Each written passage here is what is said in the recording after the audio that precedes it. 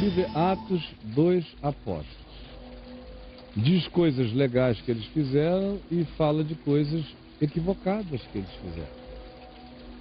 Por exemplo, quando eles não foram pregar o Evangelho e ficaram só em Jerusalém, eles estavam trabalhando contra a ordem de Cristo. E ficaram anos trabalhando contra a ordem, contra o mandamento. Ide por todo mundo, pregai o Evangelho a toda criatura. E ele deu uma sequência para eles. Primeiro em Jerusalém, depois em toda a Judéia e Samaria e até os confins da terra. Aí Jesus foi assunto aos céus, eles ficaram em Jerusalém, nem para Galiléia voltaram, de onde a maioria deles era, onde tudo aconteceu, na maior parte do tempo, ficaram, todavia, em Jerusalém. Foram fazendo de Jerusalém um ponto de convergência deles próprios. E aí, esse grupinho que começou como uma seita, de algumas centenas, foi tendo influência entre sacerdotes. A gente lê em Atos 6, verso 6, que por causa daquele impacto, depois do dia de Pentecostes, as primeiras conversões em Jerusalém, algum tempo depois, muitíssimos sacerdotes judaicos obedeciam à fé, ou seja, confessavam que Jesus era o Messias de Israel. Muitos sacerdotes. E eles, os apóstolos, ficaram entusiasmados com essa adesão. Foi uma vitória. Foi uma vitória. Eles que estavam antes presos, foram encarcerados várias vezes, logo depois do Pentecostes, de repente, começa a ver algumas multidões se convertendo, e aí muitos sacerdotes obedeciam à fé. Poxa, isso deu um conforto a eles. E conforto esse que os fez ficarem alguns anos em Jerusalém sem saírem para obedecer o mandato do anúncio do Evangelho por toda a terra. Começaram ali em volta. Eles não iam nem a Samaria pregar, que é uma bobagemzinha. A gente passou pela entrada de Samaria, essa última viagem, algumas vezes. É que hoje lá é a Cisjordânia, mas quando você chega em Jericó, antes de chegar a Jericó, se você entrar à direita, vindo da Galiléia, aquelas estradas ali colocam você dentro da Samaria, estão perto de Jerusalém. É bobagem, do ponto de vista de distância. Mas eles ficaram anos sem sair. Aí vem a pregação de Estevão. Depois da pregação de Estevão e do martírio, da morte, do apedrejamento de Estevão, é que vem uma perseguição de novo sobre eles. Os amigos sacerdotes que eles tinham não estavam em posição de decisão final lá no Sinédrio.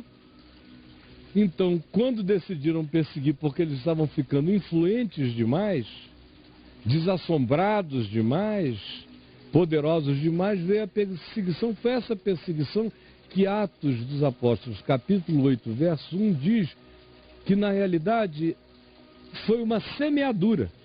O livro de Atos diz que, por causa da perseguição que sobreveio em razão da morte de Estevão, os discípulos foram dispersados pela Samaria, pela Judéia, pela Galiléia, e alguns começaram a pregar para samaritanos, para galileus, voltar de novo, porque eles tinham ficado na paralisia. Então, são atos dos apóstolos, não são recomendações divinas.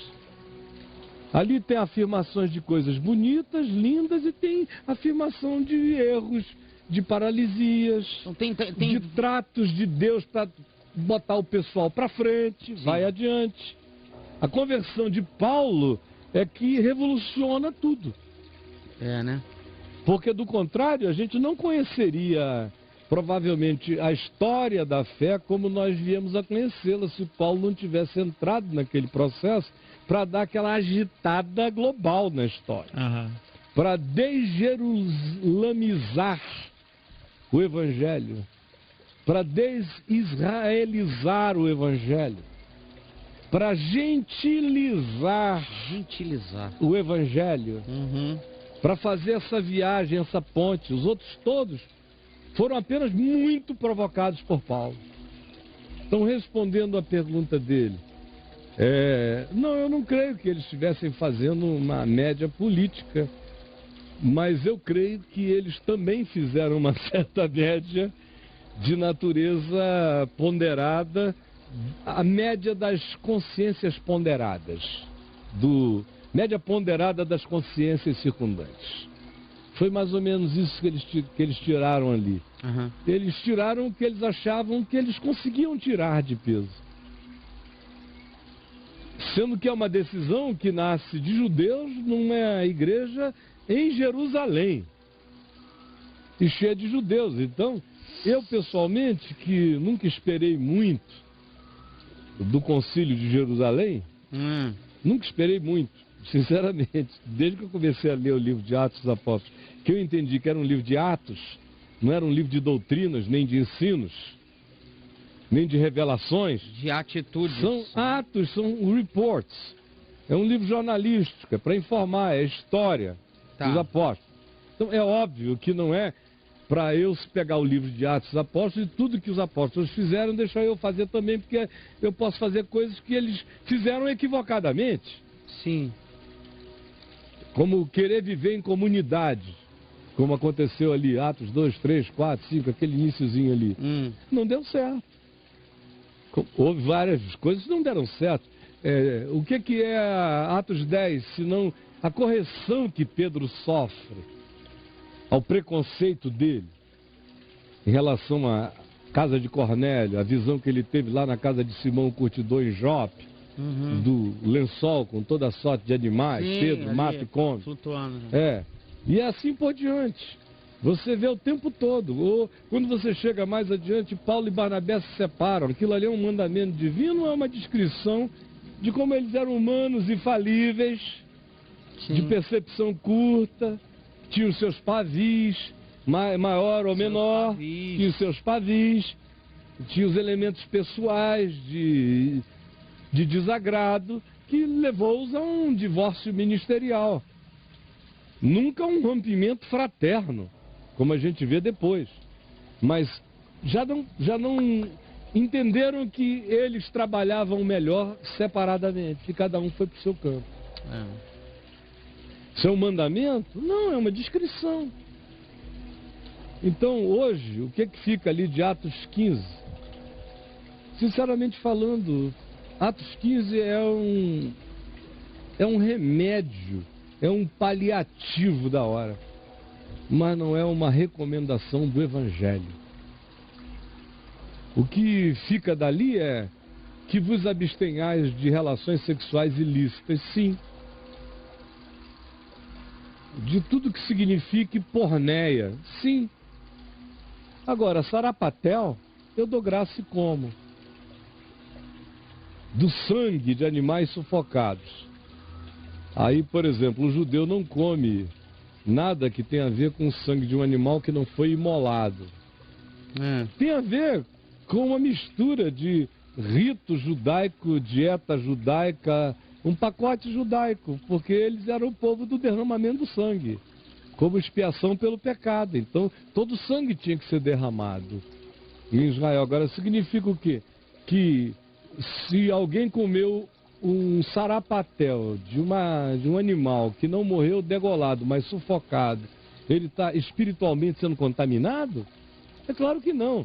A única coisa que, a meu ver, piora nessa hora é que um animal morto tranquilamente oferece uma carne mais macia do que um que seja sufocado. Claro. Agora, no mais, dou graças a Deus e como, aqui ou na Ilha de Páscoa, em qualquer lugar. Não pergunto nada, eu estou grato por tudo. Ao Senhor pertence a terra. Então, o que ficou daquilo ali? Ficou o que o amor recomenda.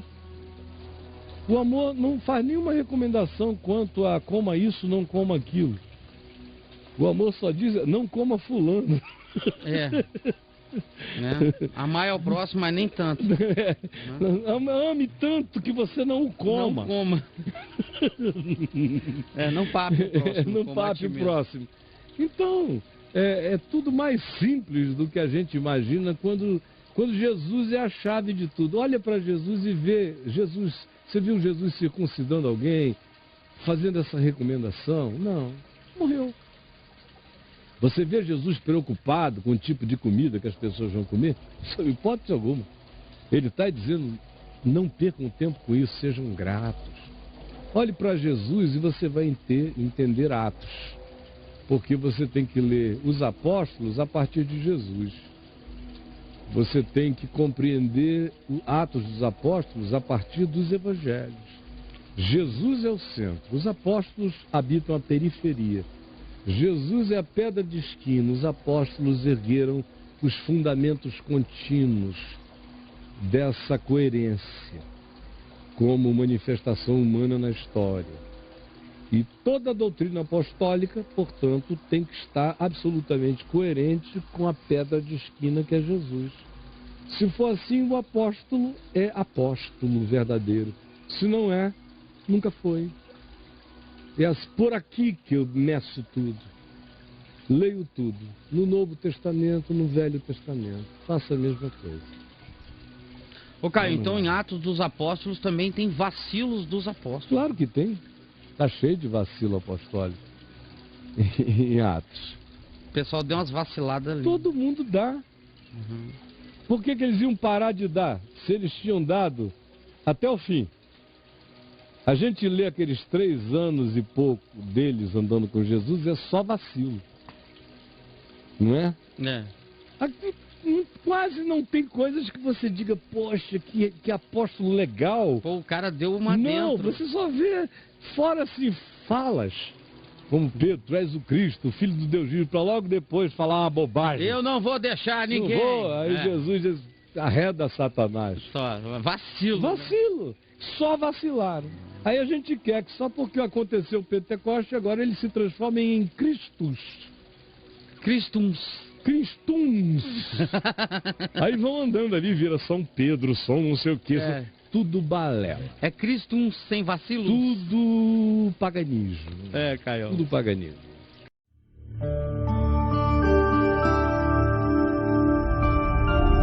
VNV TV, o canal é você.